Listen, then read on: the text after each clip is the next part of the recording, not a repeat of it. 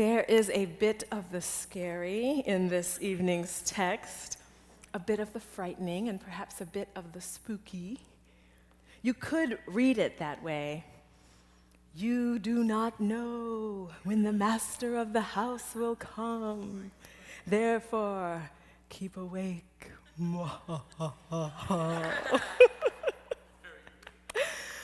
And so before we go any further, I have to address the sermon title, Gremlin God. I was in high school when the movie Gremlins came out, and it didn't have the same frightening impact on me that it had on my colleague, Elisa Joyce. She was 8 or 9 when that movie came out, and she found it terrifying. And so when I was talking to her this week about the sermon, she said, "What is up with that sermon title?" So I thought I should address it early on so that you didn't have to be nervous. So entitling tonight's offering Gremlin God, I don't mean to suggest at all that God is a demon. I really don't. Or that God means us harm, because I don't think God does. My angle on Gremlins that tracks with my understanding of God is we think we know what we're getting in the God we think we know. But we don't know this God. We do not know this God. When the little boy in the movie received the furry Gizmo, how many of you all saw Gremlins? Okay. So remember, Gizmo was so cute, big eyes, big ears, very fluffy. When that kid got Gizmo, he thought he knew what he was getting, but he had no idea what that creature would become if it got wet. Remember? Watch the movie if you haven't. Jim, watch the movie. We don't know this God. We get very familiar with God, right? You know, Jesus is my homeboy and all these kinds of t-shirts. And while I know what they're getting at, you know, Jesus is a friend of mine, sayings like Jesus is my homeboy boxes God in, and it suggests that we know the God that we don't know. We think we've got God all figured out, and we just don't. We think God plays by our rules, but God doesn't. We think God does what we want done in the ways we imagine it should get done, but there are new rules and big surprises in store with God. With God, we think we know what's in the box, but God in the flesh is God out of the box. You do not know when the master of the house will come. Therefore, keep awake. These words, rather than striking fear in our hearts, might rather send chills down our spines, but chills of anticipation for this God who is other than we can imagine. Chills of anticipation like we used to get in the weeks leading up to Christmas.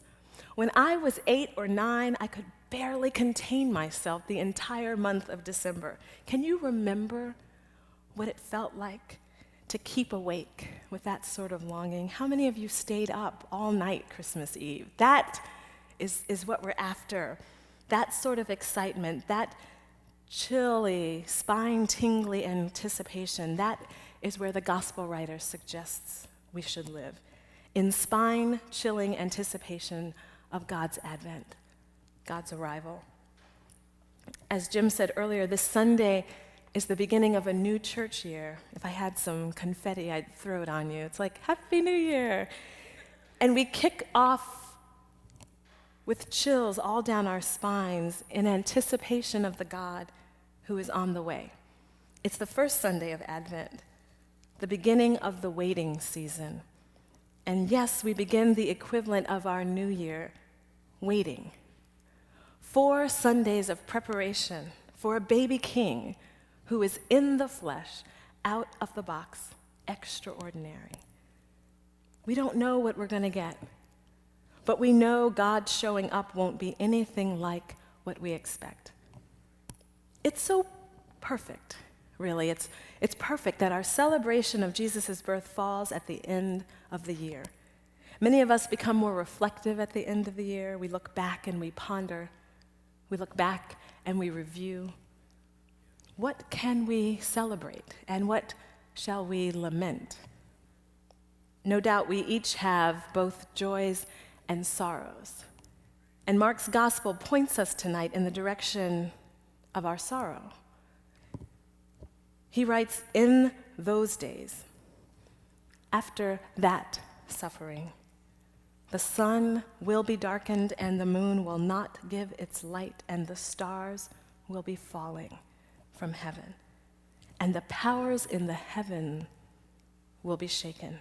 Mark points us towards sorrow and simultaneously towards hope, because he also writes, when you see these things taking place, you know that he is near, at the very gates. God in the flesh is God out of the box. Mark goes on to say, then they will see the Son of Man coming in clouds with great power and glory.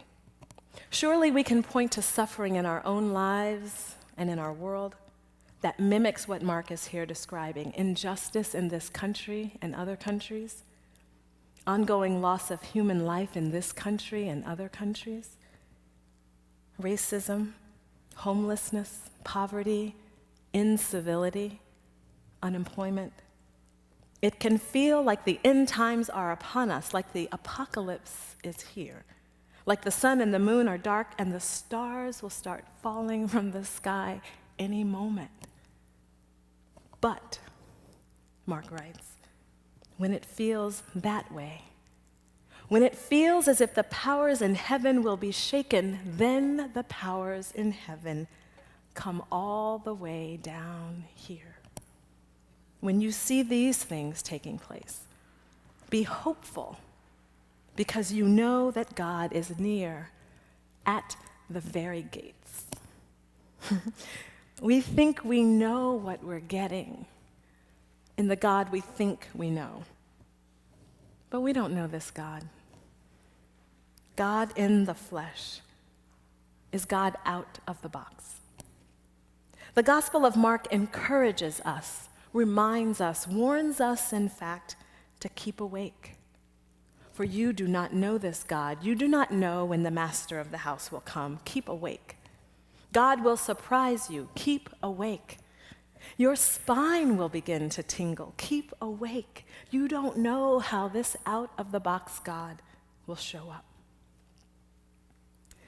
When Jesus came, many were looking for a king, a military leader, a powerful ruler, not a helpless baby, not a person willing to go to his death to prove his love. But God in the flesh is God out of the box. This God will surprise you. Mark's gospel is about sticking with this God. It's about following the unpredictable God to unexpected places. In a little more than 4 weeks, it will be Christmas. And we think we know what we're waiting for. We think we know what we're going to get. That's why I think most of us aren't excited about Christmas anymore. We think we know what's in the box.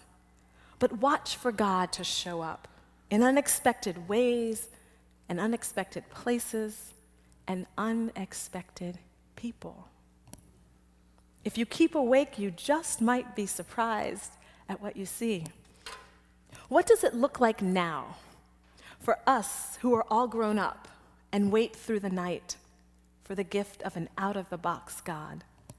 What does it look like now in our comfortable, grown-up lives to let our spines tingle and our heartbeats quicken with anticipation for Christmas, for Christmas?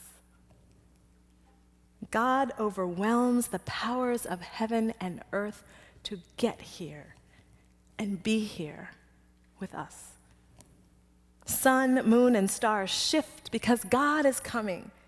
That advent, that arrival, alters the world. God beats back heaven and earth to become human like us. In this heightened season of joy, expectation, hope, and yes, even sorrow, God comes to experience all that being human entails. These next 4 weeks are our chance to wake up and be alert. We think we know what is in the box marked God, but the good news of Mark's gospel says we have no idea. The cute baby that we're waiting for is not what we might expect. We don't have him all figured out, and that should excite us, make us hopeful, give us joy. Be for us a real Christmas package, a real present that comes in an unexpected way. And so may this Advent be for us all a time of waking up, a time of becoming followers of an out-of-the-box God. Keep awake. Enjoy the tingle. Christmas is coming. To God be the glory. Amen.